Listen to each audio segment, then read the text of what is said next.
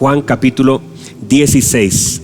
Por favor, dice así la bendita palabra de nuestro Señor Jesucristo: estas cosas os he hablado para que no tengáis tropiezo. ¿Qué no debo tener? No debo ni tener y tampoco debo ser. Yo no puedo ser un tropiezo, ni tampoco debería tener. O sea, el Señor dice: estas cosas os he hablado para que no tengáis. O sea, si nosotros no atendemos a lo que el Señor dice, estaremos constantemente tropezando. Pero el Señor habla. ¿Para qué nos habla el Señor? Para que no tengamos tropiezo. Porque el tropiezo, justamente en la Escritura, habla de vivir en tinieblas. Dice: el que anda en tinieblas tropieza, mas el que anda en luz no tropezará. Quiere decir que muchas veces la falta de luz. ¿Cuál es la luz? La bendita palabra del Señor es la luz. Por lo tanto, cuando el Señor nos habla, nos dice: estas cosas les hablo, ¿para qué? Para que no tengáis tropiezo. La pregunta es: ¿por qué pasamos tropezando? ¿Por qué nuestro camino cambia? ¿Por qué vienen las heridas? ¿Por qué entonces a veces no solamente aquel que tropieza normalmente hace tropezar a alguien más? Una persona que tropieza normalmente hace tropezar a alguien más. Pero el Señor dice: estas cosas os he hablado para que no tengáis tropiezo. Os expulsarán de las sinagogas. Bueno, más o menos eso nos están haciendo ahora, nos están expulsando, ¿verdad? Y aún viene la hora cuando cualquiera que os mate pensará que rinde servicio a Dios. Miren lo que está diciendo el Señor: que la gente incluso estará tan turbada que pensando, es como lo que le pasó a Saulo. Pensaba que estaba ayudando al Señor matando a los creyentes. Más o menos eso es. Y harán esto, ¿por qué? Porque no conocen al Padre ni a mí. O sea, hay cosas que la gente hace. ¿Por qué? Porque no conocen al Padre ni a nuestro Señor Jesucristo. Muchas de las cosas que la gente hace mal en la vida, o de las cosas que hacen mal en su matrimonio, o de las cosas que hacen mal en el ministerio, o las cosas que hacen mal en cualquier orden de cosas, tiene que ver con la falta de conocimiento del Padre y del Señor Jesucristo. Atención a esto, por favor. Luego: más os he dicho estas cosas. Y yo les espero que algunos que están ahí escuchándome quieran leer lo que el Señor dijo, y que les dé el hambre de decir: a ver, ¿qué fue lo que el Señor dijo? Porque yo solamente estoy cerrando lo que el Señor dijo, pero hay toda una verdad que por supuesto no la estoy leyendo. Pero miren lo que dice: más os he dicho estas cosas. ¿Cuáles cosas? Las que usted va a leer luego. Para que cuando llegue la hora os acordéis de que yo ya las había dicho. Versículo 4 a la mitad hacia abajo. Mire lo que dice: esto no os lo dije al principio, porque yo estaba con vosotros, pero ahora voy al que me envió. Mire por favor: y ninguno de vosotros me pregunta ¿a dónde vas? Antes, porque os he dicho estas cosas, tristeza ha llenado vuestro corazón. Pero yo os digo la verdad, os conviene que yo me vaya, porque si no me fuera, el Consolador no vendría a vosotros, mas si me fuere, os lo enviaré. Y cuando Él venga, convencerá. ¿Qué hará, perdón? Convencerá al mundo de pecado, de justicia y de juicio. De pecado por cuanto no creen en mí, de justicia por cuanto voy al Padre y no lo veréis más y no me veréis más, y de juicio por cuanto el príncipe de este mundo ya ha sido juzgado. Aún tengo muchas cosas que deciros, pero ahora no las podréis sobrellevar. Pero cuando venga el Espíritu de verdad, Él os guiará a toda verdad y a toda justicia. Y os guiará a toda verdad, porque no hablará de su propia cuenta, sino que hablará todo lo que oyere, y os lo hará saber, las cosas que habrán de venir. Él me glorificará, porque tomará de lo mío y os lo hará saber. Todo lo que tiene el Padre es mío. Por eso dije que tomará de lo mío y os lo hará saber. El capítulo 14, en adelante también el versículo 15, dice lo siguiente. No sé si Matías lo puede poner por ahí. Si puede poner Juan 14, 15. Dice esto, complementando lo que acabo de leer: si me amáis, guardad mis mandamientos. Perdón, ¿qué debo hacer si amo al Señor? Debo guardar, ¿qué cosa? Los mandamientos. Y yo rogaré al Padre y os dará otro consolador para que esté con vosotros para siempre. Perdón, ¿hasta cuándo estará con nosotros? ¿Hasta cuando venga la prueba? ¿Hasta cuando me equivoque? No, estará para siempre. El Espíritu de verdad, al cual el mundo no puede recibir, porque no le ve ni le conoce. O sea, el mundo no le puede recibir. ¿Por qué? Porque no le ve. Quiere decir que el Espíritu sí se ve, pero el mundo no lo puede ver, ni tampoco el mundo lo puede recibir. ¿Por qué? Porque no lo conoce. Por lo tanto, no se puede recibir si no le conocemos. Por eso cuando usted lee en Hechos que el apóstol Pablo dice: han recibido el Espíritu Santo, y los hombres dicen: ni siquiera sabemos si hay Espíritu Santo. Entonces no podían recibirlo. ¿Por qué? Porque no le conocían. Es lo que está diciendo el Señor. Mire lo que dice: pero vosotros le conocéis porque mora con vosotros y estará en vosotros. Versículo 18, qué hermoso. No os dejaré huérfanos, vendré a vosotros. Qué hermoso, hermanos. Dice: no os dejaré huérfanos. Esta palabra huérfanos quiere decir dos cosas. Número uno, no los dejaré en aflicción, y no los dejaré sin paternidad. Eso es lo que está diciendo el Señor. No os dejaré huérfanos, vendré a vosotros. Todavía un poco y el mundo no me verá más, pero vosotros me veréis, porque yo vivo, vosotros también viviréis. Porque yo vivo, vosotros también viviréis. En aquel día vosotros conoceréis que yo estoy en mi Padre, y vosotros en mí, y yo en vosotros. El que tiene mis mandamientos y los guarda, este es el que me ama. Y el que me ama será amado por mi Padre. Note por favor: el que me ama será amado por mi Padre, y yo le amaré y me manifestaré a él. Le dijo Judas, paréntesis, no el Iscariote: Señor, ¿cómo es que te manifestarás a nosotros y no al mundo? Respondiendo Jesús y le dijo: el que me ama, mi palabra guardará. El que me ama, ¿qué? Mi palabra, ¿qué hará? Guardará. Y mi Padre le amará, y vendremos a él y haremos morada con él. Versículo 24. El que no me ama no guarda mis palabras, y la palabra que habéis oído no es mía, sino del Padre que me envió. Tome asiento, señora Claudia Matos. Bueno, estamos delante de un pasaje de varios versículos bíblicos que hablan de una verdad presente. El Espíritu Santo no es una promesa, fue una promesa, pero hoy es una verdad presente. ¿Qué quiere decir? Que Él está hoy en medio de nosotros. Y cuando nosotros hablamos de la obra del Espíritu Santo, debemos nosotros entender todo lo que significa esa gloriosa obra. ¿Qué hace el Espíritu Santo? ¿Quién es el Espíritu Santo? Y mientras creemos conocerle quién es, entonces nos limitamos para poder profundizar mucho más.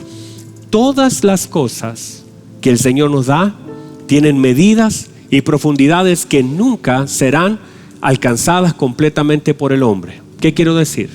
Cuando nosotros hablamos del Espíritu Santo o de cualquier tema que usted pueda conocer de nuestro Señor Jesucristo, de la obra de Cristo, de la gracia, de la misericordia, de la fe, nosotros a veces incluso podemos decir: bueno, pero ya sé. Y uno podría decir que sé, y cuando uno piensa saber, limita al Señor, porque toda obra del Señor es profunda, profunda, profunda. El conocimiento del Espíritu Santo nosotros ni siquiera conocemos, no hay libro que puedan describir toda la obra de Él, y por más que se sigan escribiendo, todavía habrá inspiración suficiente para seguir profundizando. La obra del Espíritu Santo, ¿por qué la necesitamos? Porque el Espíritu Santo es la fuerza de la iglesia. El Espíritu Santo es la fortaleza de la iglesia. El Espíritu Santo es el sustento de la iglesia.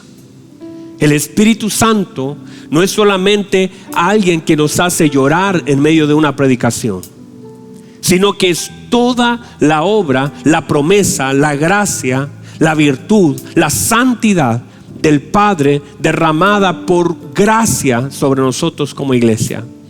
Y cuando nosotros entendemos que el Espíritu Santo no es una opción para la iglesia, sino que es vital para la iglesia, no es una opción. Sin el Espíritu Santo tendremos estructuras que no tienen vida. Usted debe recordar aquel pasaje de Ezequiel donde él está parado en un valle de huesos, ¿se recuerdan? Y está parado y la Biblia dice que los huesos estaban esparcidos hasta que la palabra fue soltada por obediencia.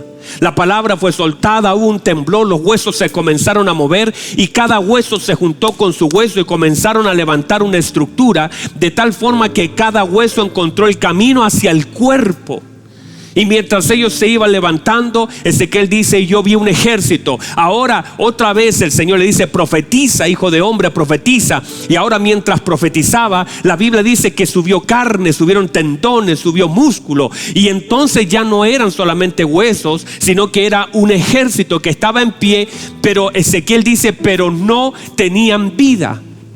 El tema es que algo puede aparentar y puede estar en pie y puede estar unido y puede estar en formación, pero no tener vida. Y la única forma de que ellos pudieron tener vida es que ahora el Señor le dijo: ahora tienes que profetizar para terminar la tarea. ¿Y cuál era? Profetiza que el Espíritu venga sobre ellos. Y cuando él profetizó, ahora sí, lo que estaba en pie tomó vida. Lo que quiero decir, amados, es que hay cosas que pueden estar en pie pero sin vida. Hay cosas que pueden tener forma pero no tener vida, porque la vida de algo no es si estás en pie, no es si puedes mirar, no es si tienes mano, es que la obra del Espíritu Santo esté en la vida del creyente. Por eso hay iglesias que tienen forma, iglesias que tienen un parlante, iglesias que tienen un teclado, iglesias que tienen un púlpito, iglesias que tienen Biblia y aún predican, pero no tienen la vida del Espíritu. No hay vida del Espíritu. Y esa vida del Espíritu, quiero decirle que no es que alguien pueda llorar. La vida del Espíritu no es alguien que hable en lengua. La vida del Espíritu no es alguien que dance o que profetice, porque muchas veces confundimos los dones espirituales con la vida del Espíritu.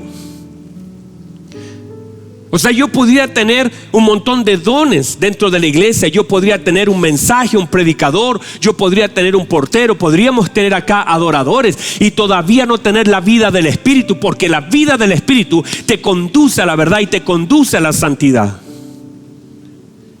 La vida del Espíritu te hace vivir en la verdad presente de la palabra y no en la idea de lo que fue, mirando hacia atrás como qué coros más hermosos cantábamos, cómo el Señor me usaba. Eso no es vida del Espíritu. La vida del Espíritu te hace mirar lo presente, te hace mirar en la dirección que Dios quiere que tú veas, te hace consagrarte, no te aleja del Señor. No estás compitiendo con tu hermano que no tiene los dones que tú tienes, no estás humillando a aquel que no ha leído un libro que tú leíste. Eso no es vida del Espíritu, eso es religiosidad. Y hay muchos lugares donde solamente hay religión, pero no hay vida del Espíritu. Y muchos hermanos creen que porque incluso oran o porque ayunan todavía tienen vida del Espíritu, y eso no es verdad. Usted va a ver a un fariseo parado delante del templo. Estaba en el templo, el hombre oraba, el hombre ayunaba, el hombre diezmaba, pero humillaba a su hermano. Eso manifiesta que tiene rituales, que tiene estructura, pero que no tiene vida, porque la vida del Espíritu Santo jamás te hará humillar a aquel que no es como tú. La vida del Espíritu se manifiesta por el fruto en la naturaleza. Todo lo que es el fruto del Espíritu: la paciencia, el amor, la bondad, la benignidad, la templanza, todo lo que es la mansedumbre, la fe, todo lo que usted conoce, el gozo, y todo eso es la vida del Espíritu impartida a la vida del creyente. ¿Qué quiero decir con esto? Que una persona podría predicar, una persona podría tener un ministerio, una persona podría cantar, una persona podría servir, una persona podría pasar toda la vida en la iglesia, pero si no manifiesta la obra del Espíritu Santo por medio de fruto, aunque esté en estructura, parece que es, pero no es. Porque por sus frutos lo vas a conocer. No es lo que hace, no es lo que dice, es lo que es por medio de los frutos que el Espíritu Santo manifiesta en la vida del creyente. Por eso, mi amado hermano, cuando uno empieza a profundizar sobre la obra del Espíritu Santo, la manifestación de la obra del Espíritu Santo, uno debe entender que esto es mucho más importante y trascendente que solamente cantar 4 alabanzas, que eso no está mal. Por favor, no me vaya a malinterpretar. No es que esté mal, pero usted podría leer toda la vida la Biblia y podría saberse la Biblia de lugar a lugar, de Génesis a Apocalipsis, conocer algunos libros, algunos autores y todavía ser un religioso que no tiene la vida del Espíritu. La vida del Espíritu te hace amar a tus hermanos, porque no se puede amar. Anoche yo lo decía en una transmisión, no se puede amar a la gente, no se puede amar a los enemigos, no se puede cumplir la obra de Cristo sin la obra del Espíritu Santo. Quiere decir que no se puede cumplir los mandamientos del Señor,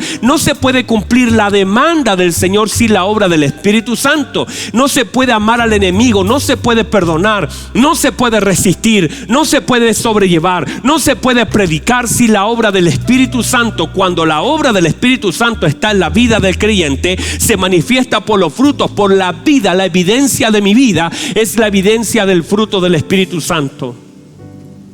Y cuando eso no está, tenemos una estructura, pero que no tiene a Cristo.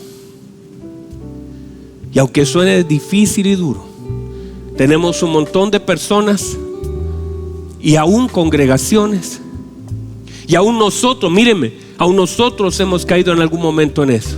Yo mismo he caído en eso, donde nos hemos alejado de la gracia del Señor. Y cuando nos alejamos de la presencia del Espíritu Santo de Dios, entonces son manifiestas todas las obras de la carne. Y el problema de eso es que echamos a perder todo el plan de Dios para la vida de la iglesia. Pero cuando la iglesia empieza a operar, empieza a vivir, empieza a buscar, el Espíritu Santo no es algo que se manifiesta en medio de una hermosa reunión, haciendo que la gente llore cuando cantamos una canción, no, sino que es el Espíritu Santo el que guía la reunión para que la gente sea transformada, no sea emocionada, sea transformada. Y esa transformación, que es la obra del Espíritu Santo en la vida del creyente, que hace que el creyente pueda arrepentirse. Y ese arrepentimiento solamente se manifiesta no en justificación. No me he visto justificándome diciendo es que yo lo hice por esto, es que yo lo hice por eso. No, la justificación es una evidencia de la falta de arrepentimiento. Pero cuando el Espíritu Santo de Dios viene a la vida del creyente, ese creyente se arrepiente. No tiene justificación, sino que sabe. Mire, por favor, la convicción, yo lo puedo convencer de que está mal, yo le puedo tratar de convencer con argumentos de que está mal, pero si mi argumento solamente tocará su oído, pero nunca tocará su corazón. Pero el Espíritu Santo comienza a trabajar desde adentro empieza a iluminar las áreas sucias de nuestra vida para mostrar que en realidad estoy tan perdido, pero que necesito una oportunidad de parte de Dios. Estoy tan alejado que necesito que el Señor pueda rescatarme. Pero trabaja de adentro trayendo convicción, y cuando eso sucede me lleva ¿a qué? Al arrepentimiento. El arrepentimiento se manifiesta por medio de la transformación, y la transformación es manifestada por medio de los frutos del Espíritu. Y cuando eso sucede, tenemos una iglesia donde la gente no recibe a la misma persona en casa, donde la gente que te conoció y me conoció ayer dicen, pero algo pasó. ¿Qué fue lo que pasó? Es que justamente el Espíritu Santo va iluminando áreas de nuestra vida que están lejos del Señor. Te hace consciente de aquello que está mal, y te lleva al arrepentimiento genuino, para que a través del arrepentimiento el Señor perdone tus pecados, tengas paz para con Dios y la obra de Cristo sea manifestada.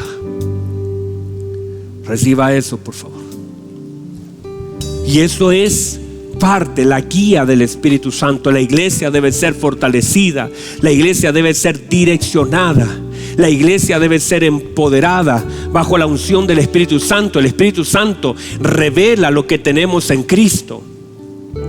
El Espíritu Santo revela lo que tenemos en Cristo. Otra vez, el Espíritu Santo revela quiénes somos en Cristo. Usted puede estar toda la vida diciéndole a la gente: mire, usted es un hijo de Dios, mire, usted es un hijo de Dios, usted tiene a Cristo en su corazón. Usted toda la vida puede estar en la dinámica tratando de decirle a la gente lo que es, y toda la vida la gente está justificando lo que no hace, hasta que viene la obra del Espíritu Santo para que te pares de la verdad de la palabra de Dios, porque el Espíritu Santo es el que corre el velo. Es el Espíritu Santo que te mueve el velo, que comienza a revelarte las cosas de tal manera que ahora puedes entender quién eres. Hay una fuerza interior, tus huesos comienzan a ser encendidos. Esa fue la obra del Espíritu Santo en la vida de Jeremías, que cuando él quería soltar a causa del padecimiento que vivía, él dice: yo quise soltar, dije basta ya, Señor, me tienen en el cepo, me tienen con las manos atadas, me tienen en el barro, me tienen en el excremento, me tienen en todo lugar, ya no quiero más. Mi familia me dejó, mis amigos, toda la gente dice que soy el mentiroso, el profeta mentiroso. Mientras todos ellos profetizan y la gente le cree, yo profetizo de la cautividad y a mí nadie me cree. Y todos los que profetizan de la libertad, la gente le cree. Basta ya, Señor, si profetizo en tu nombre, ¿por qué la gente no me cree? Ya no quiero más, Señor, voy a soltar el ministerio. Pero la Biblia dice que de pronto de su interior hay un fuego que comienza a ser encendido de tal forma que él dice: traté de resistirlo, pero cuando el fuego del Señor se enciende, no hay hombre que pueda resistir esa llama. Cuando el fuego del Señor se enciende, y eso es, la iglesia debe vivir bajo la unción del fuego del Espíritu Santo, porque esa llama hará que todo lo que está dentro, que todo lo que está mal, que todo lo que está contaminado sea limpiado y purificado por el fuego del Señor. Por eso el apóstol Pablo le dice a Timoteo: te aconsejo que avives el fuego del don de Dios que está en ti. Te lo aconsejo. Puedes tomarlo o no, pero te aconsejo que avives el fuego del don de Dios que está en ti. Ahora reciba esto. El Espíritu Santo entonces es la fuerza de la iglesia para predicar su palabra. Cuando no está, es evidente. Cuando no está la obra del Espíritu Santo, la gente se queda, la gente renuncia, la gente suelta, la gente da un paso atrás, la gente habla mal, la gente discierne mal, la gente ve mal, la gente juzga mal, la gente oye mal, la gente queda toda herida. Una persona se ofende con facilidad cuando no tiene la obra del Espíritu Santo, porque todo lo hiere, todo lo lastima, todo lo daña, se siente la víctima de todas las cosas. Pero cuando el Espíritu Santo de Dios está, sabe que habrá persecución, sabe que habrá problemas, sabe que enfrentará algunas dificultades, pero separará la verdad de la palabra de Dios, y fortalecido con la unción del Espíritu Santo, no dará su pie atrás, sino que podrá soportar lo que la gente dice, porque lo que la gente dice, lo que la gente hace, no condiciona el poder del Espíritu Santo que empodera a la iglesia para cumplir la obra de Cristo. Pero cuando no, cualquier cosa nos daña.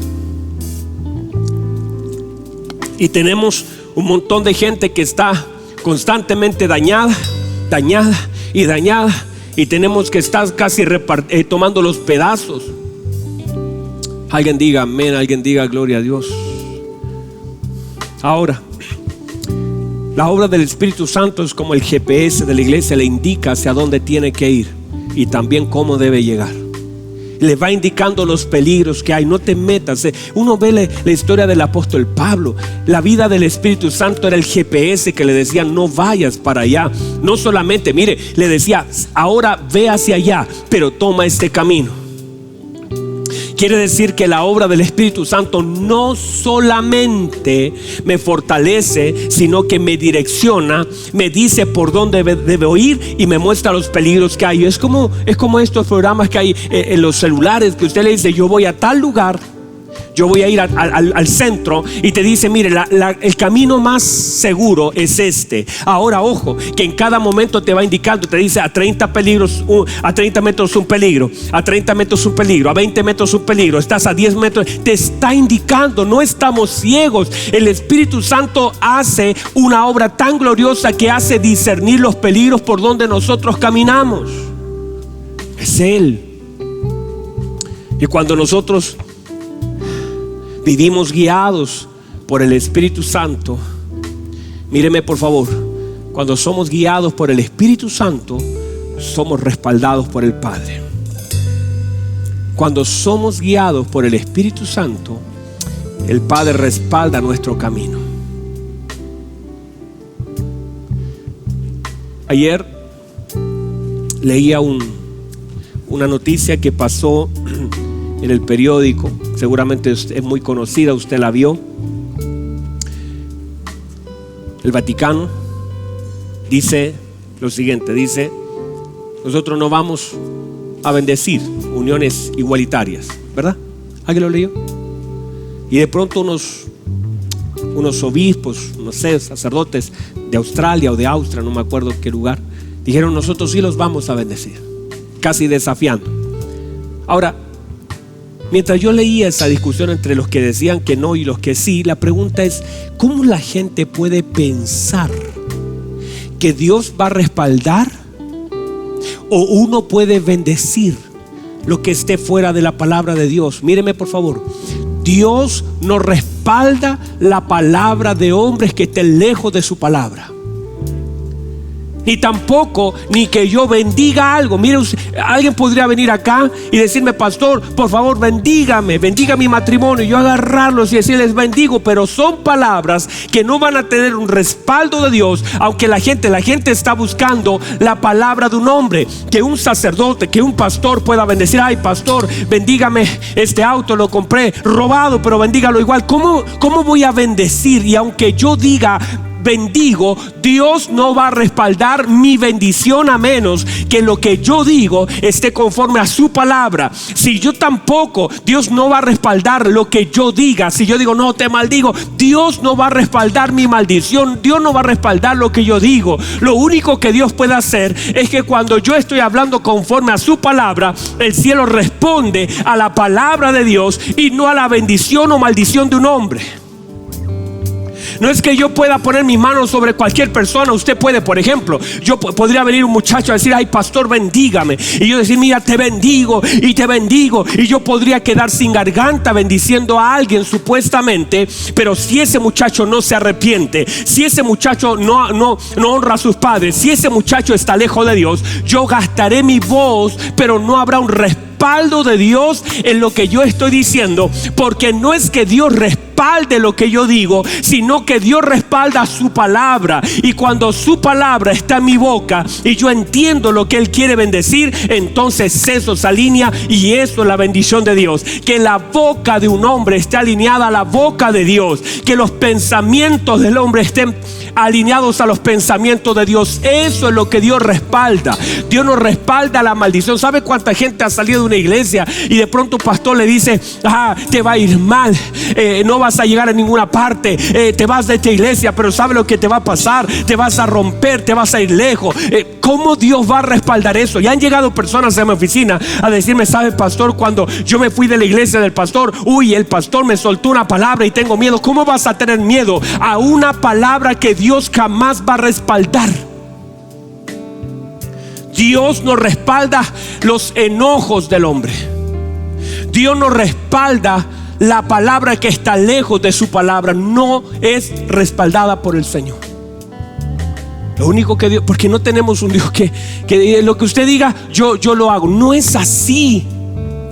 Por eso debemos ser guiados por el Espíritu Santo de Dios, para que podamos hablar conforme a lo que el Señor quiere que hablemos, y decir y alinear nuestra boca a la palabra de Dios.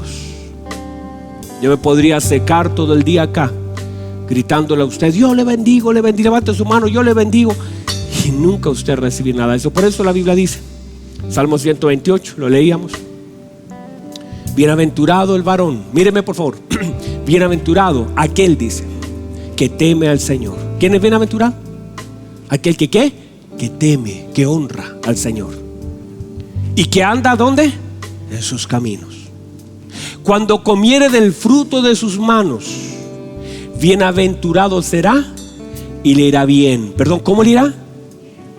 Ahora pregúntese usted por qué le va mal. Si solamente usted lee ese versículo, entenderá por qué le va como le va. Y se ahorrará 1000 seminarios y 1000 peticiones de oración si solamente lee el Salmo 128. Bienaventurado el varón, bienaventurado aquel que confía en el Señor, que honra al Señor, que anda en sus caminos. Cuando comiere del fruto de sus manos, bienaventurado será y le irá bien. Quiere decir que hay una respuesta de por qué me va mal. Y que hay gente que dice: oiga, pastor, pero todo me sale mal. Y lo escribí el otro día. La gente reclama por lo que vive, pero no examina lo que hace. La gente no examina lo que hace, no está consciente de las cosas que hace, pero está reclamando por lo que vive. No puede ser que yo reclame por lo que vivo sin examinar lo que yo hago. Hay algo que está mal. Dígame amén, dígame gloria a Dios, dígame santo Dios. Y cuando entonces estoy haciendo la voluntad del Señor, guiado por el Espíritu Santo, recibo el respaldo de los cielos. Siento, no solamente tiemblo. Yo he temblado. Yo cuando siento la presencia de Dios, no solamente tiemblo, me tiro al suelo, lloro, grito, no sé qué hacer, siento paz, siento gozo. Pero la obra del Espíritu Santo es más que una temblada. La obra del Espíritu Santo es mucho más que una lágrima en nuestros ojos. La obra del Espíritu Santo es mucho más que un cántico en nuestra boca y que siento paz. Es mucho más que eso. Hay una manifestación gloriosa que primero se manifiesta a través del creyente, manifestando toda la gracia del Padre, glorificando al Hijo. Por eso cuando Pedro predica, míreme por favor, en la primera predicación del apóstol Pedro, la cosa estaba tremenda. Míreme por favor. Estaba el apóstol Pedro. La gente dice: mire, vino el Espíritu Santo, fue derramado el Espíritu Santo. Y la gente comenzó a hablar en lenguas. De alguna forma la lengua de ellos, una presencia, la gente lloraba, la gente estaba tremendamente llena del Señor. ¿Y sabe lo que hizo el mundo? Se juntaron en el aposento alto alrededor de él porque dijeron: qué raro todo esto. ¿Y sabe lo que decían ellos? Están ebrios, están borrachos. ¿Sabe lo que hacían ellos? Se estaban burlando. Quiero decir esto, atención. Quiero decir que la primera vez que la obra del Espíritu Santo descendió en un lugar, en el aposento alto, en esos 120, la gente que se reunió ahí, que venían a adorar al Señor en Jerusalén, terminaron burlándose de aquello que no entendían. Se burlaban de aquello que no entendían.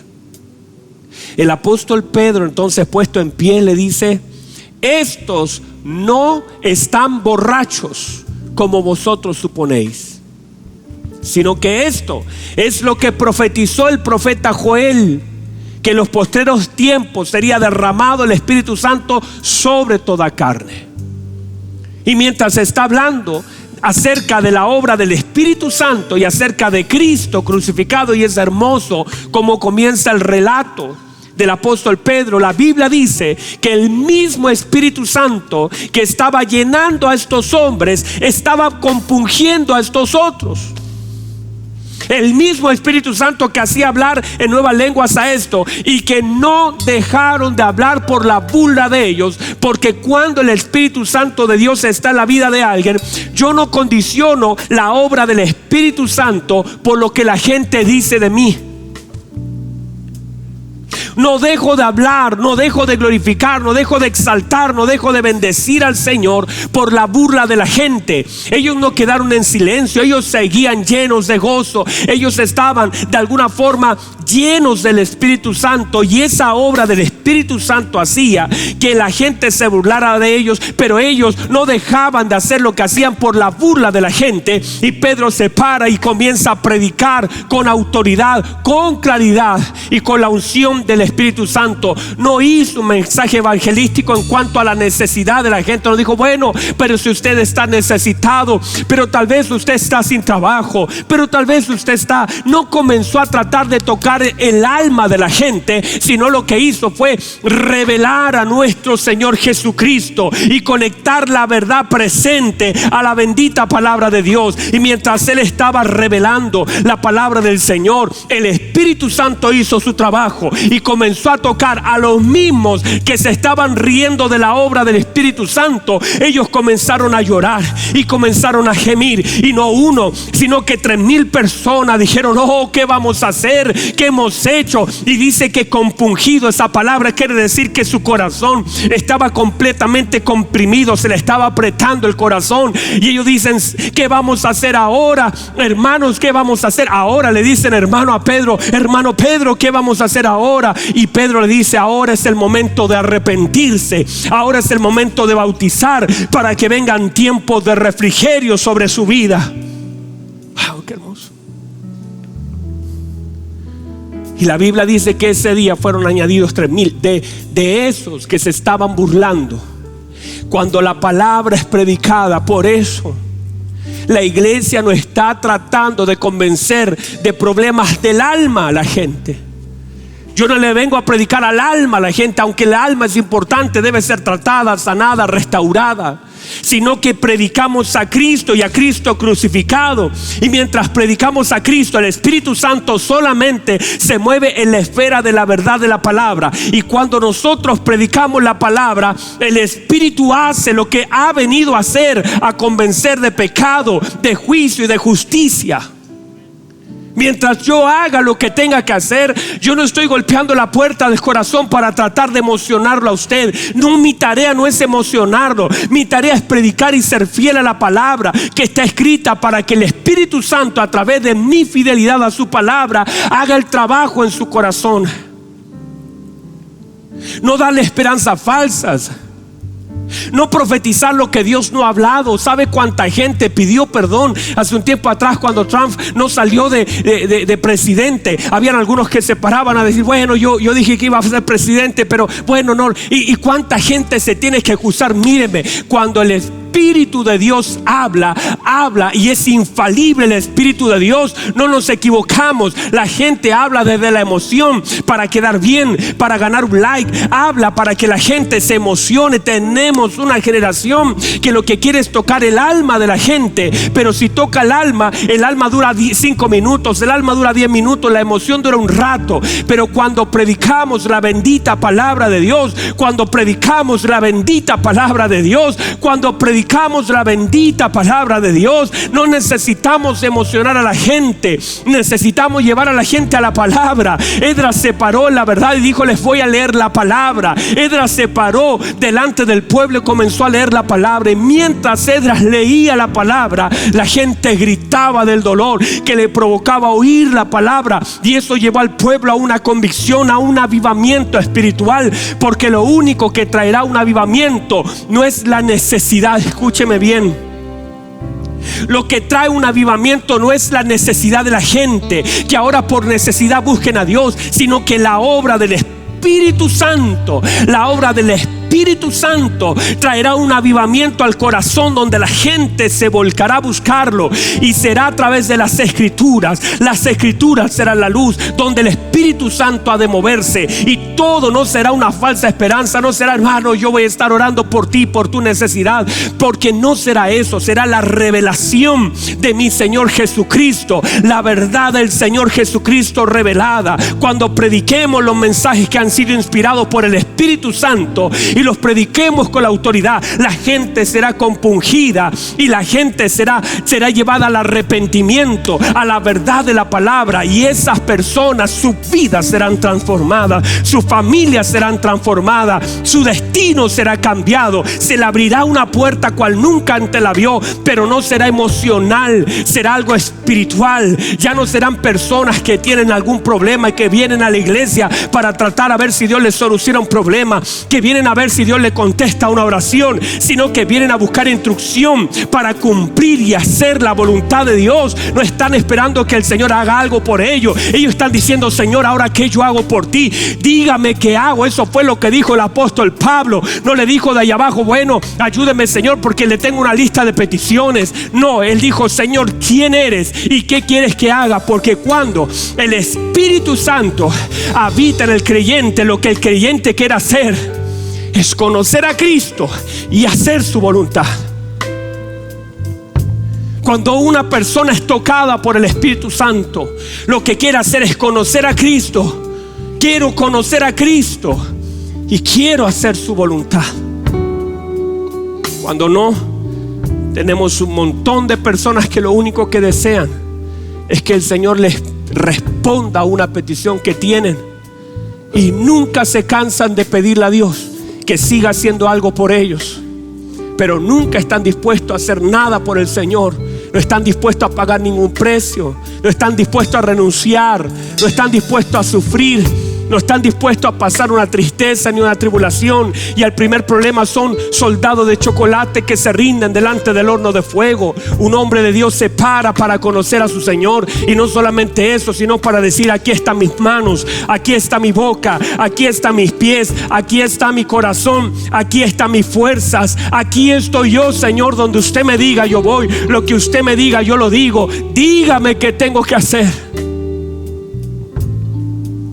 Yo no sé si hay alguien ahí.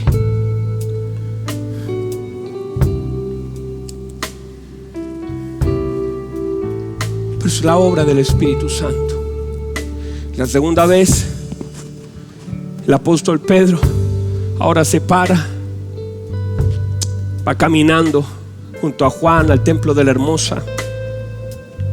Ven a un paralítico, se conoce la historia, es levantado. Los hombres se asombran por el poder, y él dice: hermanos, ¿qué les pasa? ¿Cómo van a pensar que por nuestro poder o nuestra piedad hicimos levantar a este? Es Dios, porque el Espíritu Santo te permite reconocer y glorificar una evidencia de la obra de Cristo. Una evidencia de la obra del Espíritu Santo es que tú no estás atribuyéndote algo que Él haga, sino que tú atribuyes todo lo que Él hace a aquel que lo hace. Y dice la Escritura que mientras ellos estaban hablando, comienzan a predicar. Y sabe lo que sucede con esa predicación. Mire lo que sucede: los toman presos, los llevan presos. Pero mientras los llevan presos, aún así 5,000 personas ese día fueron añadidas. Porque aunque el mundo se levante en contra de ti, mientras la iglesia siga predicando y la manifestación de la obra de Jesucristo, del Espíritu Santo en la vida del creyente siga estando, lo que haga el hombre se vuelve irrelevante. Él hará su obra para lo cual fue enviado.